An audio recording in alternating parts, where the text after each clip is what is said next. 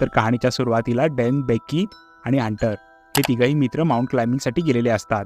डेनला तिथे एक केव दिसते. सेफ्टी रोप लावताना तेवढ्यात त्या केवमधून एक बर्ड येतो आणि डेन खाली पडू लागतो. पण सेफ्टी क्लिप लावल्यामुळे तो तिथंच लटकून राहतो. तो माउंटनला पकडण्याचा प्रयत्न करतच असतो, पण तरीही बेकी आणि हंटर डॅनच्या मदतीला जातच असतात. पण एवढं करून सुद्धा त्यांचे प्रयत्न अपयशी ठरतात आणि डॅन आता ही गोष्ट बेकीच्या मनाला लागते. 1 वर्ष उलटून जातं. पण आता बेकी ही पूर्ण अल्कोहोलिक झालेली होती. ती ड्रग्सही कन्झ्युम करायची आणि ती डेनच्या मृत्यूला स्वतःला कारणीभूत समजत असते. त्यातून तिचे वडील जेम्स तिला वाचवण्याचा प्रयत्न करतात, पण ती त्यांच्याकडेही लक्ष देत नसती. शेवटी ती रात्री सुसाईड करण्याचा विचार करते. ती स्लीपिंग पिल्स घेणार एवढ्यात तिचा मोबाईल वाजतो आणि तिकडनं हंटर सांगते की मी रात्री नाईट आउटला तुझ्याकडे येते. हंटर तिच्याकडे आल्यानंतर तिला दाखवते की मी आता एक व्लॉगर झाली आहे आणि या टॉवरवरती मी एक व्लॉग करणार आहे, तर त्याच्यासाठी तूही माझ्याबरोबर चल. पण झालेल्या गोष्टींमुळे बेकी आता खूप डिप्रेस झालेली होती. त्यामुळे तिला उंचीची भीती वाटत होती. ती म्हणते मी तुझ्याबरोबर येणार नाही म्हणून.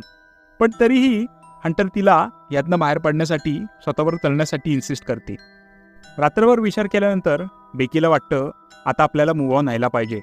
मग ती हंटरबरोबर त्या टॉवरवर व्लॉग करायला निघून जाते. आता इथं दोघी गाडीमध्ये जुन्या आठवणीमध्ये रमल्या होत्या. म्हणजे त्यांचे ते दिवस, त्यांचे जे नाईट आउट्स.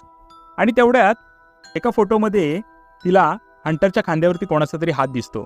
ती विचारते की हात कोणाचा, तर त्याच्यावरती हंटर म्हणते माझा एक्स. आणि असं म्हणून तो विषय टाळून दुसरा विषय सुरू करते. इकडे बेकीला तिच्या वडिलांचे सारखे कॉल्स येत असतात, पण ती त्यांना दुर्लक्ष करून त्या दोघी आपल्या गप्पांमध्ये रंगून जातात. इकडे डिनर करत असताना आपले जुने व्हिडिओ, आपले जुने दिवस हे किती छान होते ह्याच्याबद्दल डिस्कस करत होते.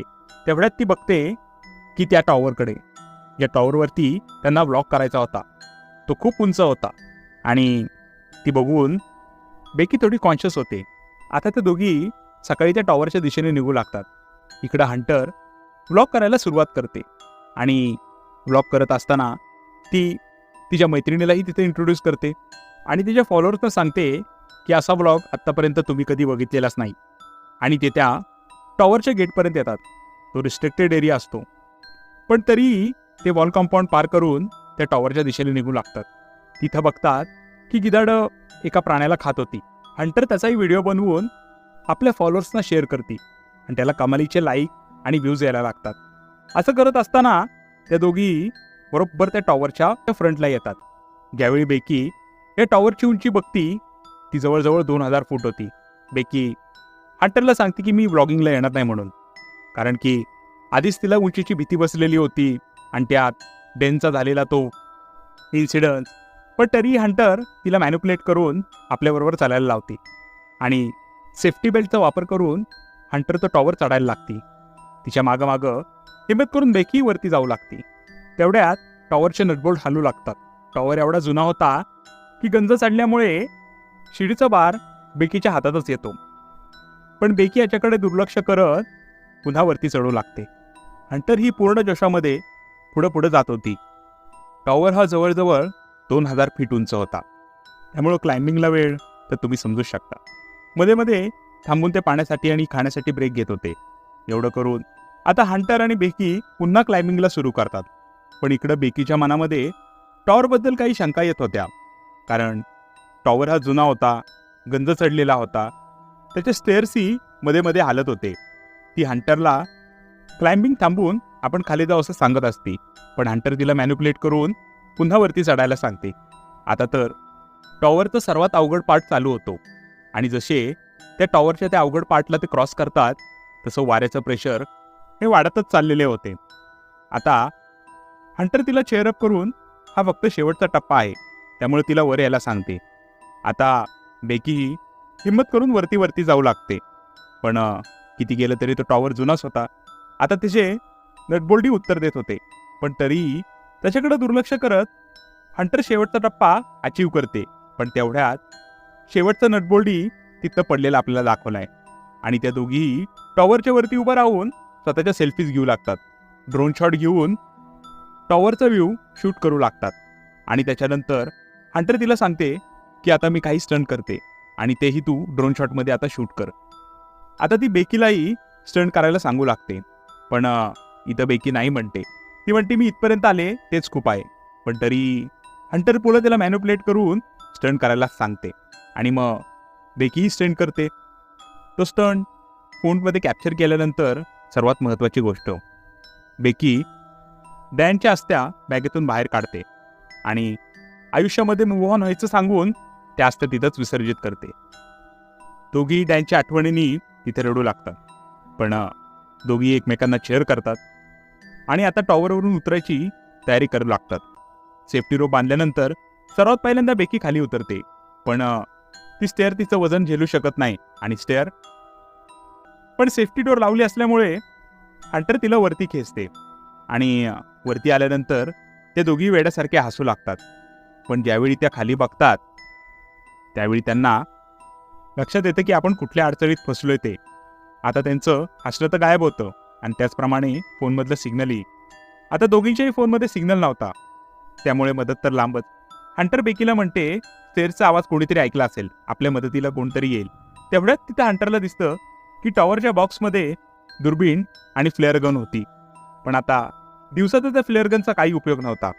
त्याच्यावरती बेकी हंटरवरती चिडू लागते की हे डेस्टिनेशन तिने चूज केलेलं होतं. आता आपण इथं पूर्णपणे अडकून राहिलोय. हंटर तिला काम होण्यासाठी सांगते आणि कोणी ना कोणीतरी मदतीला येईल असं तिला म्हणत असताना बेकी खाली पडताना तिच्या पायाला जखम झालेली होती आणि त्याच्यातनं रक्तही येऊ लागलं होतं. आता हंटर आपला टी शर्ट काढून तिच्या पायाला बांधते. बेकी हंटरला विचारते की तू ब्लॉगिंग चालू का केलं म्हणून. तर त्याच्यावरती ती पटकन म्हणते डॅनमुळं. आता बेकीच्या मनामध्ये थोडा शक येऊ लागतो. पण तेवढ्यात हंटरला एक आयडिया येते. हंटर तिला सांगते की आपण हेल्पचा मेसेज टाईप करू आणि तो स्टेटसवरती अपडेट करू आणि त्याच्यानंतर रोपच्या मदतीने आपण फोन खाली सोडू. स्टेटस आपोआप अपडेट होईल आणि कोणीतरी आपल्याला हेल्प करू शकेल. पण त्यांचे हे सर्व प्रयत्न फेल जातात कारण की फोनला सिग्नलच मिळत नाही. आता तर बेकी हंटरवरती जास्त चिडते. हंटर त्याच्यावर अजून एक आयडिया काढते. ती मोजामध्ये आणि शूजमध्ये आपला फोन लपवून सिग्नल मिळण्यासाठी तो खाली फेकून देते. आता दोघींना वाटतं आपल्याला लवकरच मदत मिळेल. तेवढ्यात हंटरच्या पायावरती ती 143चा टॅटू बघते. कारण की डॅन तिला नेहमी आय लव्ह यू म्हणताना 143 म्हणायचा. आता तर बेकीच्या मनामध्ये तिच्याबद्दल अजून शक वाढू लागला होता. त्या दोघी स्वतःचं मन डायव्हर्ट करायला इकडच्या तिकडच्या गोष्टी बोलतच होत्या. तेवढ्यात हंटर बघती की कोणतरी त्या टॉवरच्या बाजूला घुटमळत आहे. ती बघती एक गर्दुल्ला तिथं फोनवरती बोलता बोलता टॉवरच्या बाजूला घुटमळत होता. त्या दोघी त्याला आवाज देण्याचा प्रयत्न करतात. पण त्यावरती 2000 फुटावरती होत्या. त्यांनी त्या फेकलेल्या मोबाईलचा पूर्ण चक्काचूर झालेला असतो. म्हणजे त्यांना आता कुठल्याही प्रकारची हेल्प मिळणार असती. तो गर्दुल्ला त्याच्या कुत्र्याला बोलवून तसाच निघून जातो आणि इकडं बेकी तिचा शूज फेकून त्याला आवाज देण्याचा प्रयत्न करते. पण तरी तो गर्दुल्ला लक्ष न देता तसाच पुढे जाऊ लागतो. इथं बेकी फ्लेअर गननी त्याला साईन देण्याचा प्रयत्न करते. पण तेवढ्यात हंटर म्हणती की फ्लेअर गन दिवसा दिसणार नाही म्हणून, त्यामुळे ही फ्लेअर गन आपण रात्रीसाठी राखून ठेवावी. तेवढ्यात हंटरला तिथं बाजूला व्हॅनिटी दिसते. तिथं 2 मुलं पार्टी करण्यासाठी त्या प्लेग्राऊंडवरती आलेली होती. हंटर म्हणते आपण अंधार होईपर्यंत वाट बघू आणि मग त्याच्यानंतर फ्लेअर गनचा वापर करून आपण हेल्प मागू. मग बेकी फ्लेअर गन चालवते आणि फ्लॅशलाईट लावून त्यांना तिथं असल्याचे सांगू लागते आणि त्याला जोरजोरात आवाजही देत असते. पण तरीही तो गर्दुल्ला त्यांच्याकडे पाहतो आणि त्याला लक्षात येतं.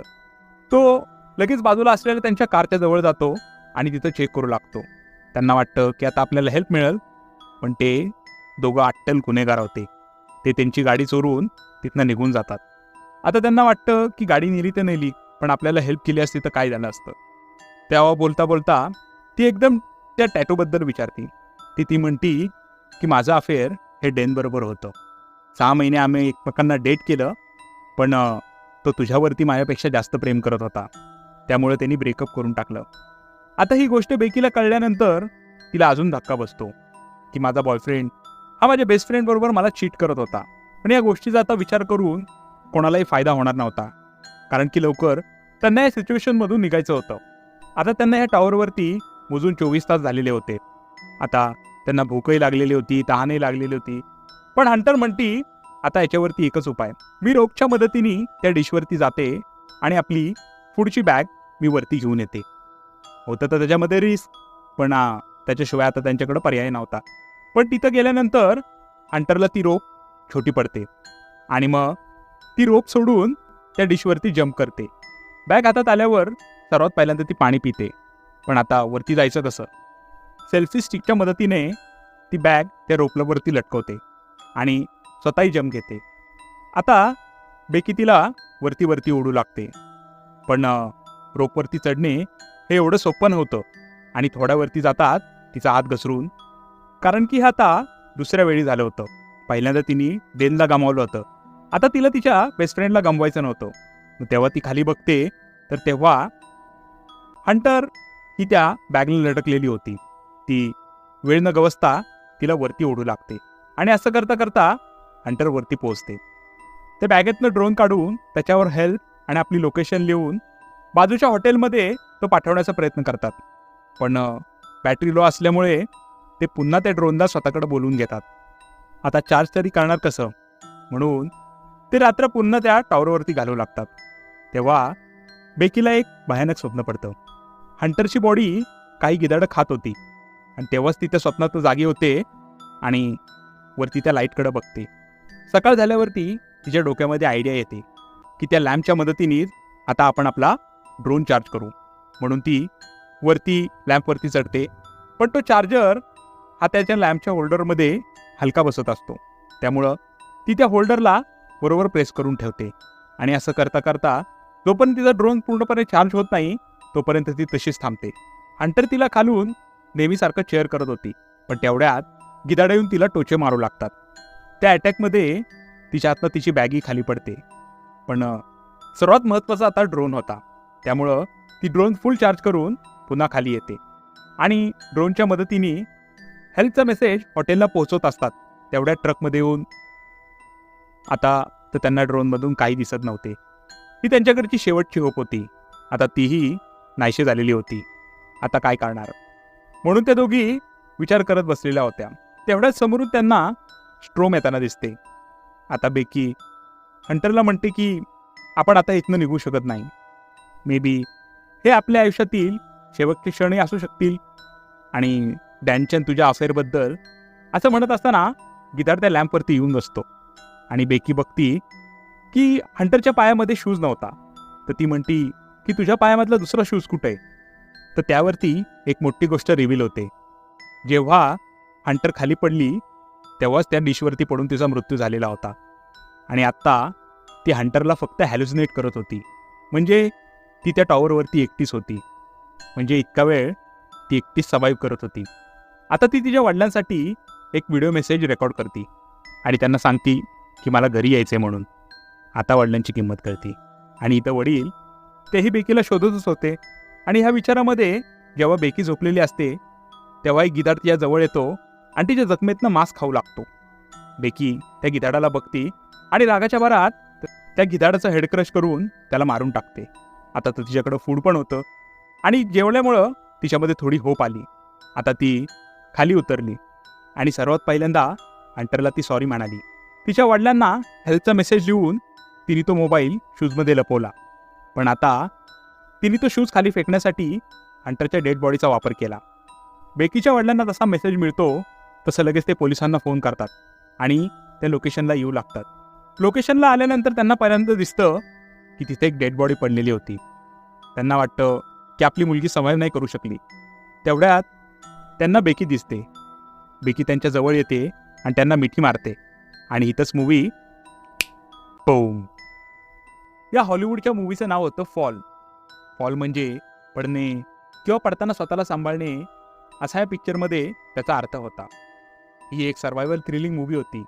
आता भेटूयात पुढच्या कुठल्या तरी नवीन मूवीच्या एक्सप्लेनेशनमध्ये. तोपर्यंत बाय.